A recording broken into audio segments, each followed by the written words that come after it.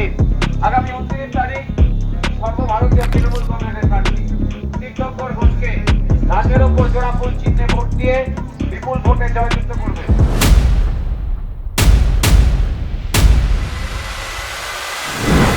নমস্কার, আমি তীর্থঙ্কর ঘোষ, 111 পানিহাটি বিধানসভা কেন্দ্রে তৃণমূল কংগ্রেসের মনোনীত প্রার্থী।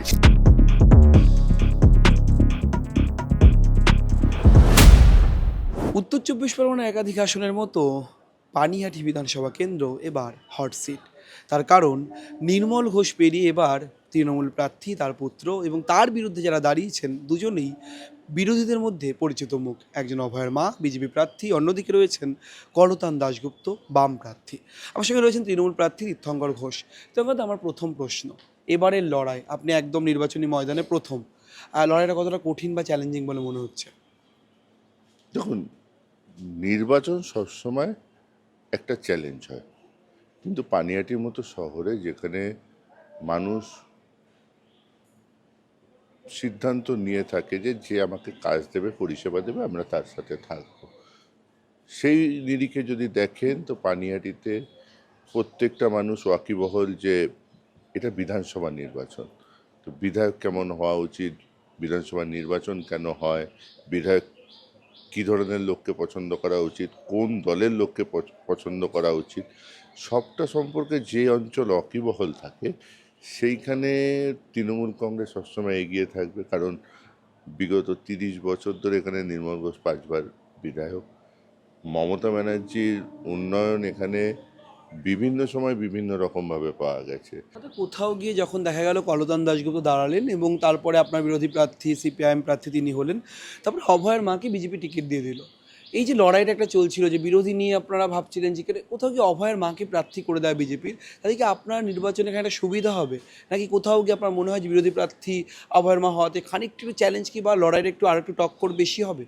তৃণমূল কংগ্রেসের প্রার্থীর সুবিধা, তৃণমূল কংগ্রেসের 365 দিনের মানুষের প্রতি ডেডিকেশন এবং সার্ভিসে, এবং পানিহাটির সিটে যেটা আপনি চ্যালেঞ্জ বলছেন সেটা হচ্ছে তৃণমূল কংগ্রেস সবসময় গতবারের নির্বাচনকে যে রেজাল্ট ছিল সেটাকে টপকে যেতে চায়। সেই চ্যালেঞ্জ আমাদের কর্মীদের মধ্যে অবশ্যই আছে। আর বাকি কে কোন পজিশনে থাকবে সেটা নির্বাচনের পরে আপনারা বুঝে যাবেন। সোশ্যাল মিডিয়াতে বিভিন্ন ভিডিও ভাইরাল হচ্ছে, আপনার যারা বিপক্ষের প্রার্থী তারা উন্নয়নে যতটা না কথা বলছে, তার বিভিন্ন জায়গায় তিনি কাঁদছেন। আমি অভয়ের মায়ের কথা বলছি, কান্না ভাইরাল হচ্ছে। অনেকে বলছেন যে তিনি কান্না বিক্রি করছেন বা কান্না, অনেকে বলছেন আবেগ দিয়ে মানুষ ভোট দেবেন, তার কারণ তিনি কাঁদছেন। আরজি করার পরে পানিহাটির পরিস্থিতিটা, সার্বিক পরিস্থিতি আপনি নিশ্চিত জানেন, খানিকটা বদল হয়েছে বিভিন্ন ক্ষেত্রে, আন্দোলন বা বিভিন্ন ক্ষেত্রে। এই একদিকে কান্না, একদিকে আবেগ, একদিকে অভয়ের মা, আর অন্যদিকে তৃণমূল, উন্নয়ন, নির্মল ঘোষ বা আপনি তীর্থঙ্কর ঘোষ, এই পুরো বিষয়টা ব্যালেন্স বা ট্যাকেল করছেন কীভাবে? প্রচারে তো আপনিও বেরোচ্ছেন, মানুষের কাছে কোনো প্রশ্ন উঠে আসছে? আমি আপনাদের আগেই বলেছি, আমি কাকিমা সম্পর্কে একটা কথা বলবো না। উনি যে মানসিক যন্ত্রণার মধ্যে আছেন সেই ব্যথায় আমি ব্যথিত নিজেও, কিন্তু দল হিসাবে তো বিজেপির একটা প্রতিচ্ছবি সারা ভারতবর্ষে আছে। সেই দলের যারা মেম্বার, তাদের যা পাস্ট হিস্ট্রি, তারা যা সব ঘটিয়েছে, দেশের প্রধানমন্ত্রী থেকে শুরু করুন, ব্যাংকগুলোকে শেষ করে দিয়েছে, রাষ্ট্রায়ত্ত সম্পত্তি শেষ করে দিয়েছে। তারপরে নামুন, দেশের ব্যবসাদাররা সব টাকা, ব্যাংকে টাকা মেরে বিদেশে পালিয়ে গেছে। তারপরে সাংসদ ব্রিজভূষণ থেকে শুরু করুন, আপনি কুলদীপ সেঙ্গার বিধায়ক পর্যন্ত আসুন, তাদের দলে কারা আছে আমাদের তো এটাও জানা আছে, মিঠুন চক্রবর্তী ছেলে কি কেসে আসামি। কিন্তু আমি এগুলোর মধ্যে যাই না। পানিহাটির মানুষ ডেডিকেটেড। 5 বছরে এই যে 20টা দিন, 25টা দিন, 30টা দিন জীবন না, 5 বছর মানে হচ্ছে 365 × 5। তা সেইখানে আমার জীবনযাত্রা কীরকম হবে, দৈনন্দিন জীবনযাত্রার মান কীরকম থাকা উচিত, মানে সামাজিক পরিস্থিতির মান, সেই বিচার করে পানিহাটি মানুষ সবসময় ভোটদান করে। আপনি তো কুল থাকছেন কীভাবে? মানে আপনি কেন ব্যক্তিগত উৎসাহে বিশ্বাস করছেন না?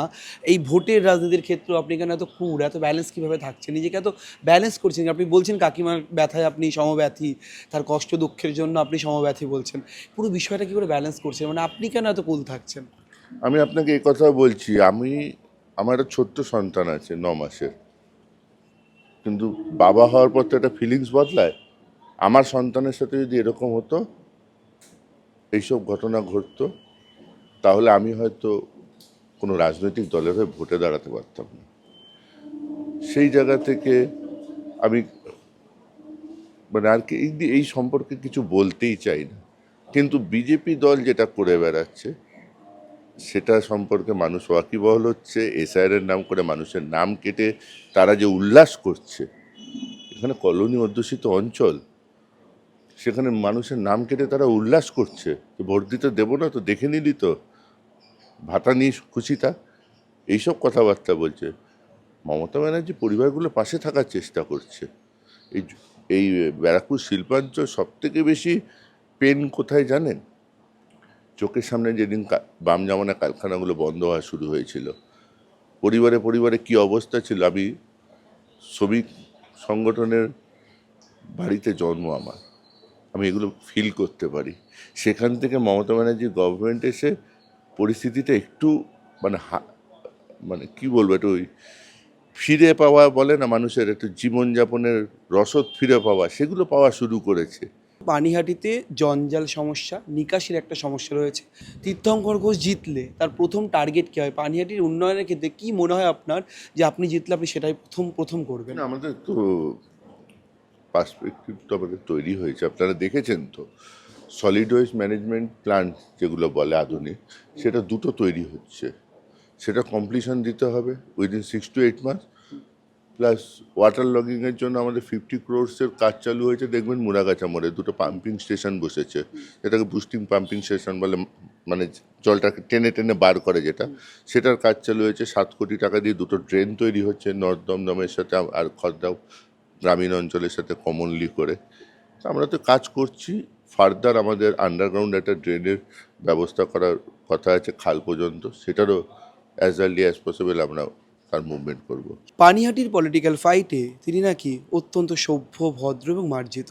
তীর্থঙ্কর ঘোষ এলাকায় পুচিদা নামে পরিচিত, আর পুচিদা কর্মীদের সঙ্গে অত্যন্ত ভালো ব্যবহার করেন, এমনটা বলেন এখানকার অধিকাংশ লোকেই। এখন দেখার নির্মল ঘোষ পেরিয়ে তার পুত্রও পানিহাটিতে জয় জয়কার ঘটাতে পারেন কিনা।